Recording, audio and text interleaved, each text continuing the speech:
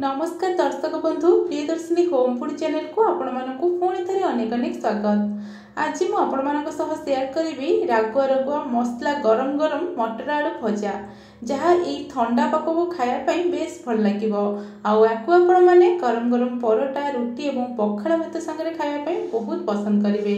तेज चलतु आज रेसिपीटी को स्टार्ट करवा।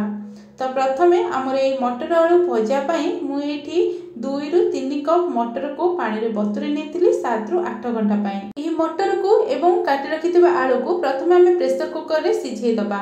एबे मटर सब को ऐड कर नउची परे आलू सब को काटी के ऐड कर नउची। एठी मु आलू 4टी नेची एवं 2 फाळ करके चोपा छड़ी काटी के सेतरे ऐड कर नेची। तापरे गोटे ग्लास पाखा पाखी पानी देइची माने आपण मानकर मटर एवं आलू जेमती बुड़ी के टिके रहिबो सेतिके पानी देबे।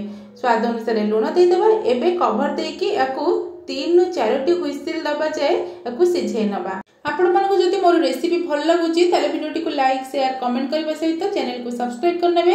एडी देखंतु हमर मटर आलूटी भल भाबरे सिझी गलानी।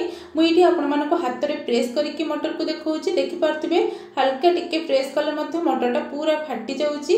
तो एमिति प्रकार मटरटा सिझिथिबा दरकार जहा फल कि आपण माने खाली पेट रे हो नहले भात रुटी परोटा संगे आराम से खाइ परिबे।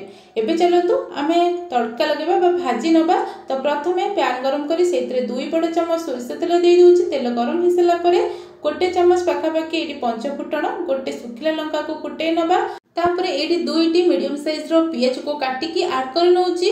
आ पियाज को आमे हल्का भाजीबा जेमती पियाजटा हल्का सिझी जीवो किंतु बेसी नाली पड़िया जाए आमे भाजीबानी कारण एमती जे चटपटा आइटम रे पियाज टिके हल्का कंचला रहिले टेस्टटा भलो लागिताय।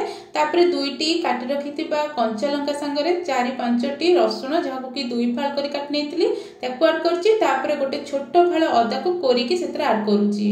यार टेस्टटा बहुत बढ़िया लागिवो। एबे याको सब मिसेकी हल्का टिके भाजी नबा। जेमती कहितली कि सब गुडा को नरम होबा दरकार बिल्कुल भी नाली की कला पड़िया जाए भाजवा दरकार नहीं। तो एबे हमें सिझे रखिथिबा आलू को एमिति छोट छोट पीस रे पुणी थरे काटिकी एबे ऐड कर नउची।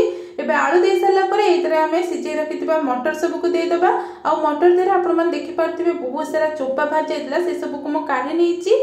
तो बेसी टिके हमर सिझी जाइची सेति में चोपा बाहर जाइतला एको ठंडा पानी रे मु देकी चोपा सब को अलगा कर नेइतले एबे ऐड कर नेइची। तापरे स्वाद अनुसार लूण दे दबा अल्प टिके हल्दी पाउडर दे दबा एवं कलर पाई मु एठी काश्मीरी लंका पाउडर दे दोची। ए सब को देकी हमें कम करबा ना भलो भाबरे मिसेई दबा ता संग को भलो भाबरे किछि समय भाजी नबा।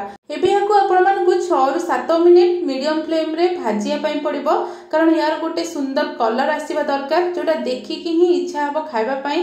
आ एठी देखि पारथबे केते बढ़िया कलर आछि ता संग भलो रे भाजी मते हे गलानी। लास्ट रे मु गोटे बहुत बढ़िया बास्ना एवं टेस्ट पाई हल्का टिके जीरा लंका गुंड दे दोची। आपण माने जे कोनोसी रागुआ रेसिपी बना दो भजा किबा संतुला एमिति स्पाइसी सूप हो तादे हल्का टिके जीरा लंका गुंड देले तार गोटे बहुत बढ़िया टेस्ट संग को बास्ना आस्ताय। एबे मु लास्ट रे किछि धनिया पत्र दे दोची एको सब मिक्स कर दबा। घरे तो आपण माने मटर सूप हो किंबा मटर आलू तरकारी मटर आलू कषा एमती बनैथिबे किंतु एमिति गरम गरम मसला दिया रागुआ रागुआ मटर आलू भजा घरे निहाती टेस्ट करंतु एवं समस्तंको टेस्ट करंतु केमिति कोन लागिला कमेंट माध्यम रे निश्चित जणातु। तो एडी देखि पारथबे मटर आलूटा केते सुंदर देखाउ जे ता संगे पूरा खिला खिला सब गुडा को गोटा गोटा हे रहिची आ सब गुडा को प्रॉपर भाव रे सिझी जाईची। एबे याको सर्व करबा। तो वर्षा पाग हो किंबा शीतुआ संध्यार एमती ठंडा ठंडा पाग हो किंबा पार्टी जदि अरुचिकर धरची ताहले बनातु गरमा गरम मसला दिया रागुआ रागुआ मटर आलू भजा देखिबे बहुत टेस्ट लागिबो एवं छुआ मानन को खास करी बहुत पसंद आसीबो। आ घरे किछि थाउ के न थाउ जदि चटपटा खाइबा को किछि इच्छा होची ताहले एतरे हल्का टिके लेंबू चुपुड़ी खाइबे बहुत बढ़िया टेस्ट लागिबो। तेबे आशा करूची आजिर रेसिपी आपण मानन को निहाती पसंद आसले वीडियोटी को लाइक शेयर कमेंट करबा संगरे मो चैनल को सब्सक्राइब करंतु। रहुची नमस्कार। देखा हबो पुणी गोटे नुवा रेसिपी सहित नुवा वीडियो रे।